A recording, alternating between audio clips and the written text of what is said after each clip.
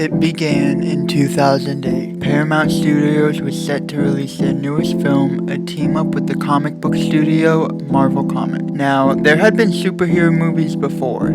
Tim Burton's Batman, Sam Raimi's Darkman, The Crow, Spawn, and Blade had all been released prior to varying degrees of success before the new millennium. During this time, Marvel Studios was struggling, on the verge of bankruptcy, and they had to do something to save themselves. So they sold off the movie rights to some of the most iconic superheroes. Hulk went to Universal, Sony got Spider-Man, and Fox got the Fantastic Four and X-Men.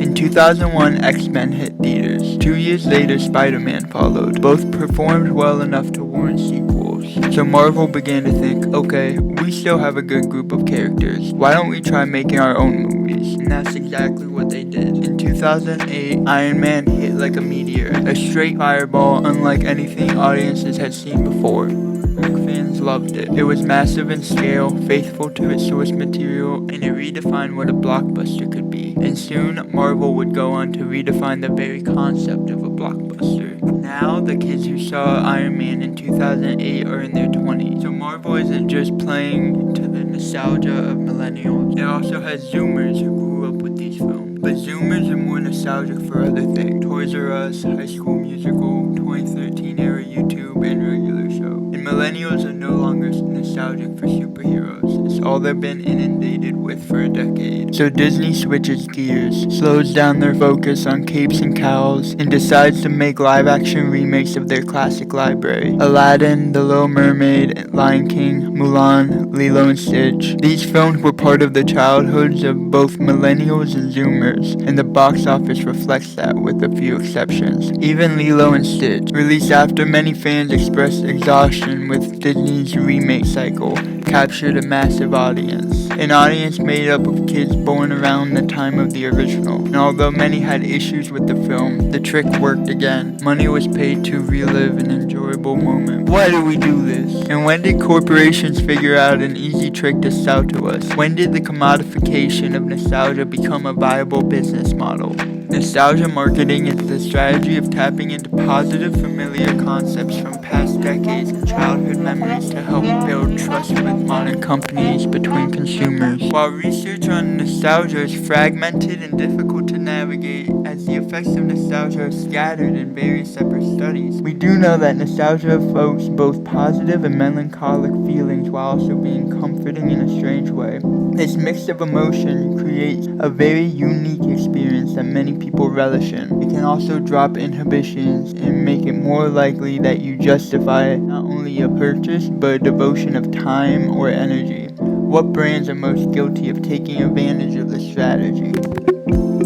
I love Cartoon Network, but goddamn do they rely on nostalgia. While not as much as an investment as, say, a purchase, utilizing this strategy has helped them stay afloat during cable's death. They dedicated a whole block of broadcasting their own shows like Ed, Edd and Eddy, Courage the Cowardly Dog. Their Adult Swim network was damn near built on nostalgia, as much of what they could air early on were reduxes of Hanna-Barbera cartoons. They don't as much take advantage of nostalgia as much as they integrate it into their programming. A company that does exploit nostalgia marketing a little more is Nintendo. In 2016, they re-released the NES Classic Edition, and during its year of production, it sold out, selling nearly 2.5 million units. They've also ported and remastered countless games, including but not limited to Luigi's Mansion 2, Super Mario Galaxy, Xenoblade Chronicles, and Donkey Kong Country Returns from the Wii to the Switch, and Super Mario Sunshine, Pikmin, and Metroid Prime from the GameCube to the Switch. They've relied on their legacy characters and have a similar integration method as Cartoon Network, but with more reliance and explicit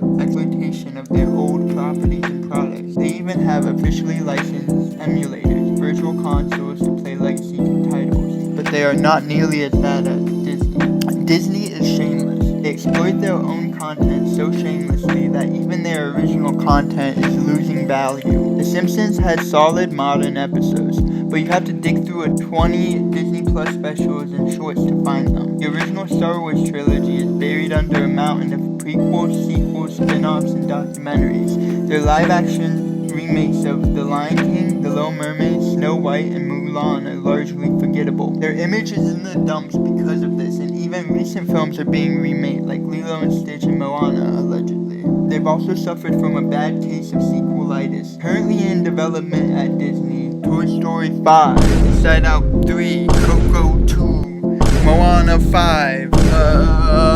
This has all just been getting worse since 2015 when they announced Toy Story 4 and live-action remakes of The Jungle Book and Beauty and the Beast, Andrew Greenrice and Complex in 2015. This is a corporation quite clearly manipulating and capitalizing on our childhoods, brokering off their own legacy, but somehow it doesn't feel like that completely, or for whatever reason, we don't care.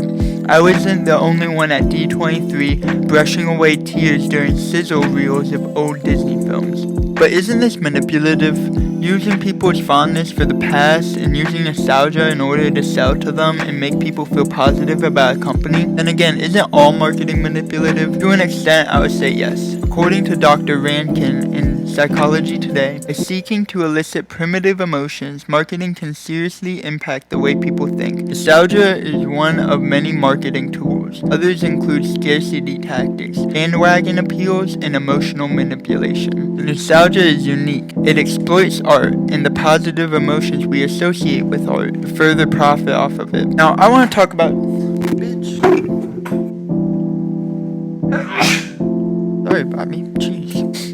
Now, I want to talk about Stranger Things. Stranger Things is an interesting case because while explicitly paying homage to 80s horror and sci-fi, as well as it being a period piece set in the 80s, it obviously evokes a lot of nostalgia for that period, but it's also its own original story, with original characters and iconography, and an audience made up of people born long after the 80s. So is this exploitation of nostalgia, or is it merely a period piece with homages to great films that work in totality to create something new? I'd argue the latter. While it is a show with mass appeal, with plenty of adult fans when it came out, not everyone loved the nostalgia aspect of it. It wasn't as much of a selling point as its quality was. Unlike the Ghostbuster reboots, which leaned hard on recycled material and weak storylines to cash in on the brand, Stranger Things recreated the spirit of 80s coming-of-age sci-fi while doing something new, at least in its first season. That being said, some would argue Stranger Things has become a lot more like Ghostbusters in later seasons. But that first season used nostalgia as a tool, not a weapon. Nostalgia for the 90s isn't as much of a cultural phenomenon in that same way. Y2K nostalgia is prevalent now, but a lot of the early 2000s was dominated by Futurism, in a similar way it was in the 80s. Why do eras dominated by Futurism, and specifically utopian Futurism, strike such a chord in us that we become nostalgic for these eras? Is it because we want to go back to the feeling of hope we held when we imagined a hopeful future?